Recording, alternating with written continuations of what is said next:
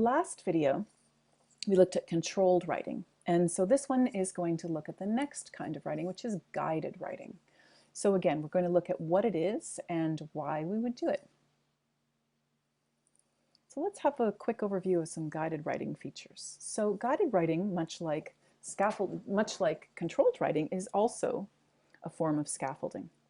But instead of scaffolding for individual tiny pieces of the writing, so specific grammar structures or vocabulary focuses that you're working on, guided writing focuses a lot more on the macro, so the bigger level of writing. So for example, paragraphing or topics, how to organize ideas in sort of coherent and logical ways. And teachers do this through guiding questions, directions, examples, and sentence starters. You can provide extra support in the form of word banks and functional language. So why do guided writing? Well, guided writing is a great way to get students to start writing specific types of texts. So if it's the first time they've ever written a poem, for example, or an essay, for example, they might find it kind of difficult to figure out how to format it or what the overall structure is. So let's take a look together.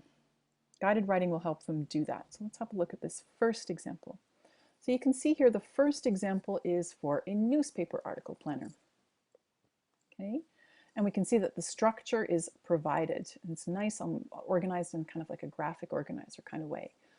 It really helps the students see that one paragraph for each idea, each event. Okay, it also looks at some of the features of the newspaper article, so that there's a title, there's a lead line, provides some functional language. I first witnessed this, next, then, finally. Okay, conclusion. Okay.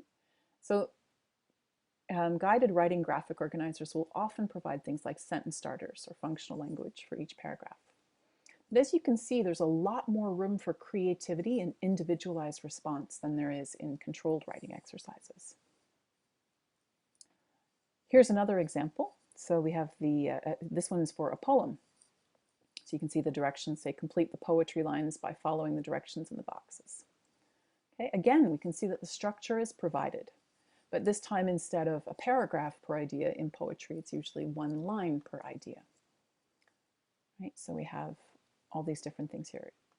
You have sentence starters, and directions to structure ideas. So your first name, 4 words to describe you, son or daughter of.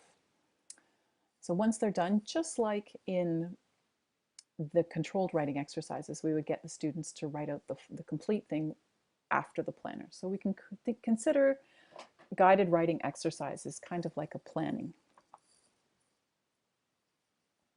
All right, so how do we create a guided writing exercise?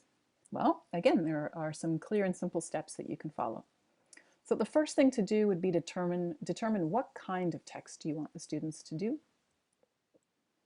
And think about the overall structure. What are some of the features? How is the text divided? If it's a newspaper, do they need a title, a headline?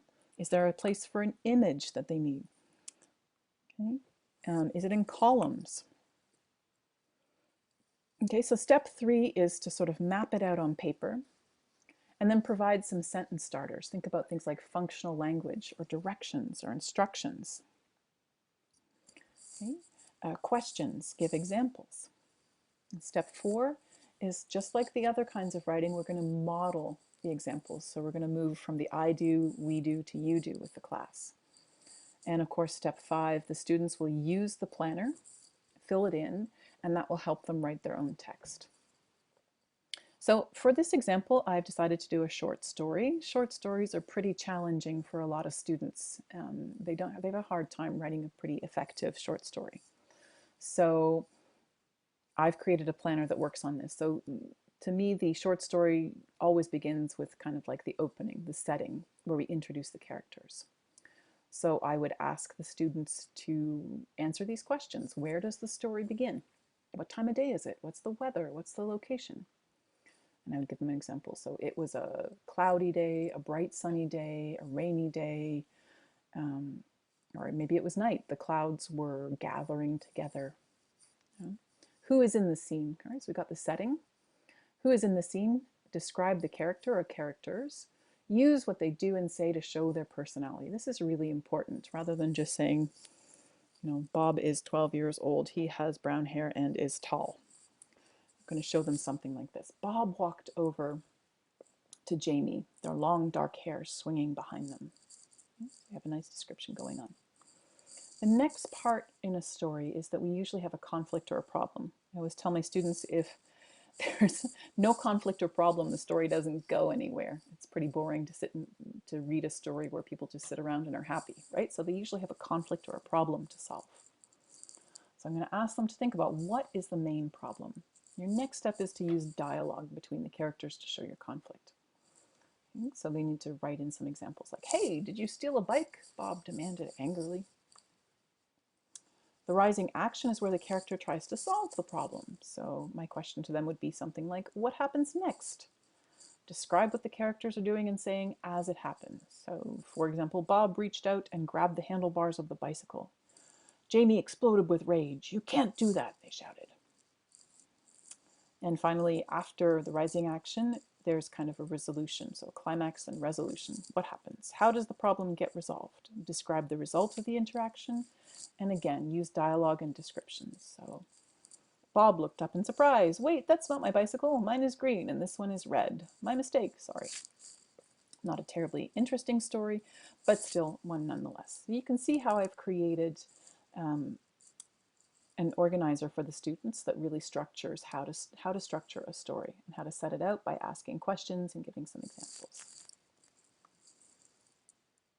Okay, so just to recap, guided writing is good for all kinds of writing that needs support for structure. So this includes things like essays, poems, short stories. It can also be for informative text, how to set that up, for scripts, whatever you can think of, it's good for. Okay? It really helps students structure their texts. Okay? The overall macro structure, what goes first, what goes next, how to organize their ideas on the page. You give them guiding questions, you can give them directions or instructions, and give them examples and even sentence starters. And like anything else, it's really important to model with examples. So the teacher will show an example. If you put it directly on the materials, that's even better. We do, so you can do an example with the class, so everyone kind of has a chance to ask questions and try it out. And then you do, so the students practice on their own. And so the students use the guided writing materials as their plan, and they write their complete draft based on the plan.